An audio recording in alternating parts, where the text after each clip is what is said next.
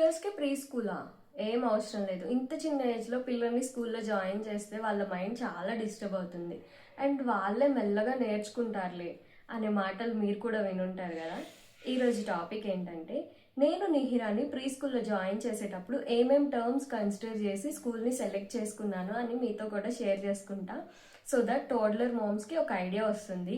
In fact చెప్పాలంటే నేనైతే నిక్కీకి 6 months ఉన్నప్పుడే ఆల్ఫాబెట్స్, నంబర్స్ అండ్ వర్డ్స్ ఇలాంటివి బోర్డ్ బుక్స్ అనేవి తనకి ఆడుకోవడానికి ఇచ్చేదాన్ని. So first thing, pre school అనేది మనకి నియర్ బై ఉండాలి. సో దట్ వాకబుల్ డిస్టెన్స్లో ఉంటే మనకి వెంటనే వెళ్ళి పిక్ చేసుకోవడానికి ఆర్ వాళ్ళకి ఏదైనా ఎమర్జెన్సీ అయితే వెళ్ళి చూడడానికి మనకి చాలా ఈజీగా ఉంటుంది.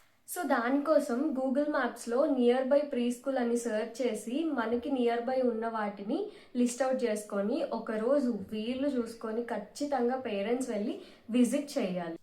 పిక్స్లో చూసి ఆర్ వాట్సాప్ పిక్స్, గూగుల్ పిక్స్లో చూసి అయితే మీరు అస్సలు డిసైడ్ అవ్వద్దు. బికాజ్ నేను ఆ ఎక్స్పీరియన్స్ చేశాను. విజయవాడలో ఉన్నప్పుడు ఒక 2 schools-ని నేను అలానే గూగుల్ పిక్స్లో చూసి ఇంకా ఎంత ఫీజు ఎంతైనా పర్లేదు, సో ఇక్కడే జాయిన్ చేయాలి అని డిసైడ్ అయ్యాను. బట్ అక్కడికి వెళ్ళి స్కూల్ విజిట్ చేశాక తెలిసింది అది చాలా congested place. LKG, UKG, play school, nursery ఈ పిల్లలందరికీ ఒక్కటే ప్లే ఏరియా అండ్ ఒక్కటే క్లాస్ రూమ్ ఏరియా కూడా ఉంది. సో అలాంటి స్కూల్స్ని అస్సలు కన్సిడర్ చేయొద్దు. అలా స్కూల్స్ 2 BHK తీసుకొని దాన్ని స్కూల్లా కన్వర్ట్ చేసుకుంటున్నారు.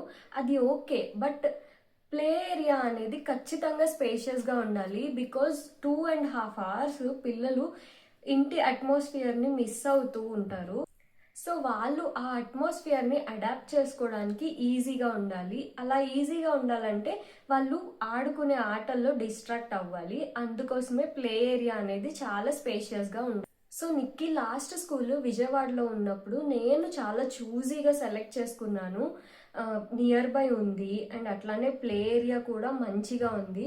సో తనకి కూడా కొంచెం అలవాటు అవుతుందని జస్ట్ నార్మల్ ప్లే స్కూలే అది. సో ఇంత పర్టికులారిటీ ఎందుకు అంటే, 2 years పిల్లలు ఇంటి అట్మాస్ఫియర్లో అండ్ మదర్ దగ్గరే ఉండి వాళ్ళకి సడన్గా వేరే ఒక అట్మాస్ఫియర్, వేరే ఒక ప్లేస్లో ఉండాలి అంటే వాళ్ళ మైండ్ దాన్ని అడాప్ట్ చేసుకోవడానికి కొంచెం టైం పడుతుంది. అందుకే స్కూల్ స్పేస్ అనేది చాలా ఇంపార్టెంట్గా కన్సిడర్ చేయాల్సిన విషయం. ఇంటీరియర్స్ అండ్ హైఫై టాయ్స్ మాత్రమే కాదు, స్టాఫ్ అండ్ టీచర్స్ కూడా చాలా మంచిగా ఉండాలి. మంచిగా అంటే హైలీ ఎడ్యుకేటెడ్ అని కాదు, పిల్లలతో పేషెన్స్గా అండ్ చాలా కైండ్గా ఉండాలి. మనమంటే ఇంట్లో 1-2 పిల్లల్ని హ్యాండిల్ చేస్తాము, బట్ స్కూల్లో ఏంటంటే ఒక 10-15 మెంబర్స్ పిల్లల్ని హ్యాండిల్ చేయాలంటే ఆ స్టాఫ్కి చాలా పేషెన్స్ ఉండాలి. అండ్ మెయిన్లీ మంచి వెంటిలేషన్ ఉండాలి. క్లోజ్డ్గా, కంజెస్టెడ్గా అయితే అస్సలు ఉండకూడదు. అలాంటివి అస్సలు కన్సిడర్ చేయొద్దు అలాంటి schools. And next important thing, curriculum. Pre స్కూల్కి కరికులం ఏంటి అని అనుకుంటున్నారా? ప్రీ స్కూల్కి కరికులం అనేది చాలా ఇంపార్టెంట్. సో కరికులం అనేది చాలా కేర్ఫుల్గా మనం 1 by 1 చెక్ చేసుకుంటూ కరికులంని చూస్ చేసుకోవాలి. మెయిన్లీ కరికులంలో 2 methods ఉంటాయి. ఒకటి మాంటిసరీ అండ్ ఇంకోటి ట్రెడిషనల్ మెథడ్ ఉంటుంది. సో ఫస్ట్ వాళ్ళకి బేసిక్ థింగ్స్ రావాలి. లైక్ వాళ్ళ బ్యాగ్ ఆర్గనైజ్ చేసుకోవడం అండ్ షూ వేసుకోవడం, ఎల్డర్ పీపుల్తో ఎలా బిహేవ్ చేయాలి అండ్ వాళ్ళకి సారీ, థ్యాంక్స్, నో ఇవన్నీ ఎక్స్ప్రెషన్స్ అన్నీ తెలిసి ఉండాలి. సో 2 కరికులం మెథడ్స్లో నేనైతే మాంటిసరీ చూస్ చేసుకున్నా అండ్ మీకు కూడా అదే సజెస్ట్ చేస్తాను. బికాజ్ మాంటిసరీలో యాక్టివిటీ బేస్డ్ లెర్నింగ్ అనేది ఉంటుంది. సో పిల్లలు ఫోర్స్ఫుల్గా చదవాలి, ఫోర్స్ఫుల్గా నేర్చుకోవాలి అనేది అయితే అస్సలు ఉండదు.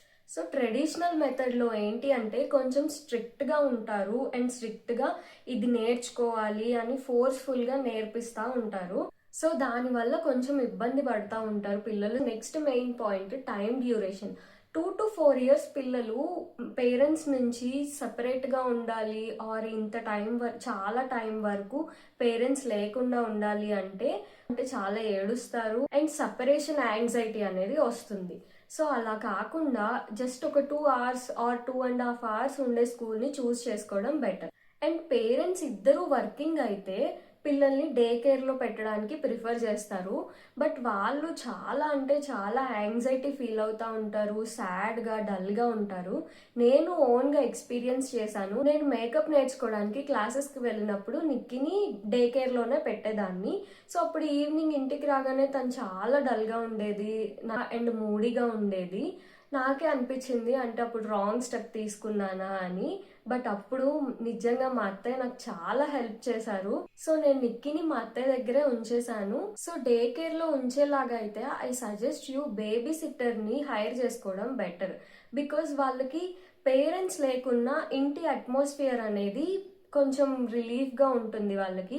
సో ఇంట్లో వాళ్ళకి అలవాటు అయ్యి ఉంటుంది కాబట్టి అంత యాంగ్జియస్గా ఉండరు. And then last and most important thing ఏంటి అంటే fees structure. So fees structure school స్టాండర్డ్స్కి వర్తియా కాదా అని మనమే డిసైడ్ చేసుకోవాలి. ఇప్పుడు చెప్పిన పాయింట్స్ అన్ని కన్సిడర్ చేసుకుంటూ మన ఫినాన్షియల్ కండిషన్కి బియాండ్ కాకుండా స్కూల్ని సెలెక్ట్ చేసుకోవాలి. ఈ పాయింట్స్ని కన్సిడర్ చేస్తూ నేను నిహిరాకి మంచి స్కూల్ని చూస్ చేసుకున్నాను. ఐ హోప్ ఈ వీడియోలో చెప్పిన పాయింట్స్ మీకు కూడా యూజ్ అవుతాయి. వీడియో నచ్చితే లైక్ చేసి షేర్ చేయండి సో దట్ టాడ్లర్ మామ్స్ ఎవరైనా ఉంటే వాళ్ళకి యూజ్ అవుతుంది. అండ్ ఛానల్ని సబ్స్క్రైబ్ చేసుకోండి.